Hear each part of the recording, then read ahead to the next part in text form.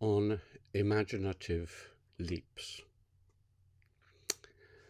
The idea of an imaginative leap is central to my existence, both as a historian and anthropologist, because this is basically what I have to do all the time if I am going to be any good at either of those. And it's what we as human beings have to learn from our birth onwards in relation to other people. We have to leap out of ourselves and land, as it were, somewhere else. It's a term I rather like, and I used it for the title of my first journalistic article in the Times Higher Educational Supplement or somewhere in the 1970s, Imaginative Leaps, as a title to explain what anthropology was about. And the idea, obviously, is that here we are, we have our own background and worldview and internal assumptions and logic and mentality. And there is the other, with a capital O. And how do we get across to them? It's a problem similar to when I started computing and you had to move a program from one computer to another. And we used to call it bootstrapping, because logically it was impossible. You can't pull yourself up by your own bootstraps if you try and pull yourself. Try that if you have shoes with laces in them. It's logically impossible. When you pull yourself up, then nothing happens. And the way you did it with the computer was to send a very thin sort of thread of information which established itself in the other, and then gradually use that, rather as climbers may do going across crevasses and so on. And it's as spiders do and so on. So that's what you have to try and do, because if you want to understand the past, for example, if I want to understand 17th century England, which was my speciality, how do I do that? Well, I have to do it through imagination.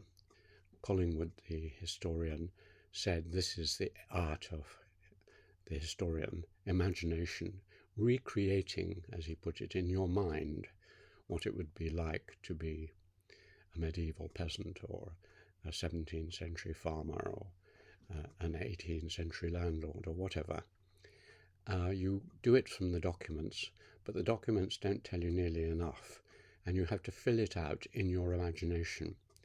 And that is exactly the same with anthropology. You go to another society, all their language and their morals and their philosophical views and everything are totally different from yours.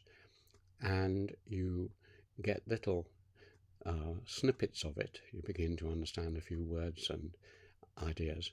But most of it, you have to guess. Guessing is behind imagination.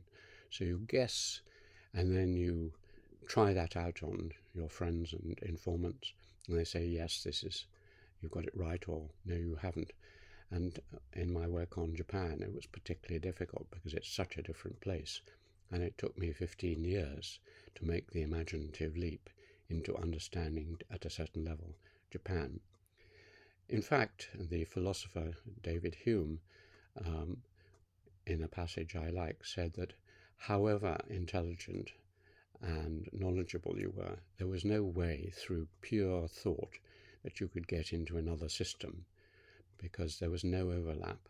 And logically he was right, and the only way I can answer that is saying that we do. Somehow we do the counterintuitive thing of making imaginative leaps. And you can see that if that wasn't the case, I wouldn't be speaking to you now. Children, infants do it all the time. They have no language, they have no knowledge of the outside culture, and yet through imaginative leaps they learn about it.